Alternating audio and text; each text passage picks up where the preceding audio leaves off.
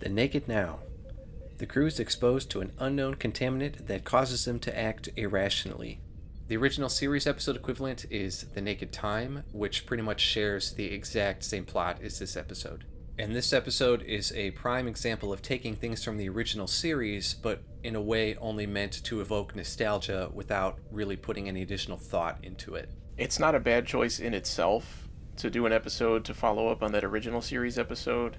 But this is only the second episode of this series. Nobody knows who these characters are or how they normally interact with each other. It's not terrible, but it's not nearly as effective as it would have been if they had saved it for later.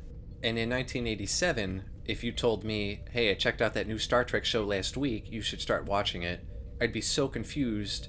And think of how disappointed I would be in the following week when it's revealed that the show doesn't revolve around the structure of characters randomly banging each other. The crew finds an abandoned starship that apparently had a huge party, so they go over to check it out. And they pick up whatever the contaminant is and bring it back to the Enterprise. Geordi is infected first, and he immediately starts hitting on Tasha. Through some pretty epic poetry. Geordi, please put these I want to see in shallow, dim, beautiful, human ways. I like how she tells him to back off, but then later has sex with multiple people, none of which are him. She makes out with that one guy right out in the hallway. And one of them is actually Data. I questioned how Data got infected at all. Picard even comes out and says, intoxication is a human condition. Your brain is different. It's not the same as... We are more alike than unlike, my dear Captain. Eventually it spreads to everybody, and they're all walking around basically intoxicated. When Troy gets infected, she goes over to Riker, and she's like, you know, I got some itches. You want to try and scratch them? And he's like, well, I'm not infected, but okay. And then he pretends he's carrying her off to sick bay. Picard and Beverly's conversations are the best. That's the whole reason to watch the episode. The rest of the episode you could completely throw out, but the stuff with Beverly and Picard is so funny. Similar to the old one. Damn it, Captain. You will address me as Chief Medical Officer or Doctor. I will. That's true. They don't ever really explain how they cure themselves. Beverly intelligently says, this happened before, let me go look it up for a cure. But it doesn't work, so she somehow alters it to make it somehow work this time. But she never explains it. I would have even settled for some random science-y sci-fi talk.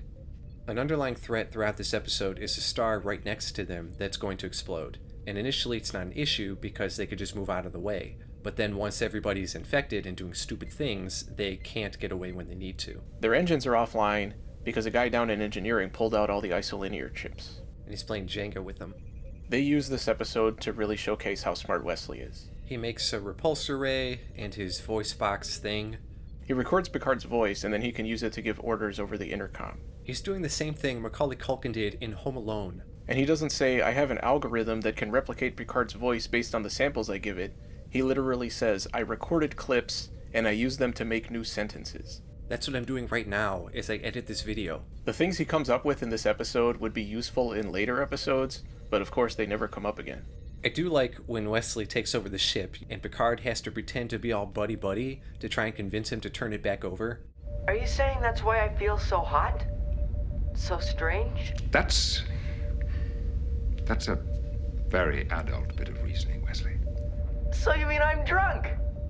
So Wesley says they can use the ship's deflector to move away from the star. And the chief engineer, the person who knows more about the ship than anybody, says, it would take weeks of laying out new circuits. Why not just see it in your head? And then he freaking does it. It's so frustrating to see all of these brilliant minds walking around engineering doing their best, but a 10-year-old is going to solve their problem. How deflating. But he says he read a lot of books about it. I mean, I read a book about the moon, but you don't see me up there going, oh, I know how this thing works. So to get away, they have to get all the chips back where they belong, but there's not enough time. It'll take hours to do it, but Wesley, again being a little smartass, says, Data could assemble them back faster. She must be so pissed. This is her job. Who knows how many years of blood, sweat, and tears she spent getting to the position of chief engineer on the flagship of the Federation. And twice in one day, she's shut down by a child. And then she never shows up again. I don't blame her. These early episodes have good actors in small parts, and sometimes I wish they would have come back. Then we see how fast Data is, and I'm not talking about earlier with Tasha. So they end up using Wesley's repulsor ray invention to get away. The Naked Now. Overall, It's definitely not a great episode, and it doesn't really add anything to the series, but I didn't think it was that bad on its own. I would give it a C. I'd give it a D. It's kind of a throwaway episode, and it's weird that they do it so early in the series. The goofy parts made me laugh, but looking at the big picture, it's a poor decision to put this episode in when they did. Acting out of character doesn't mean much if they don't have an established character yet.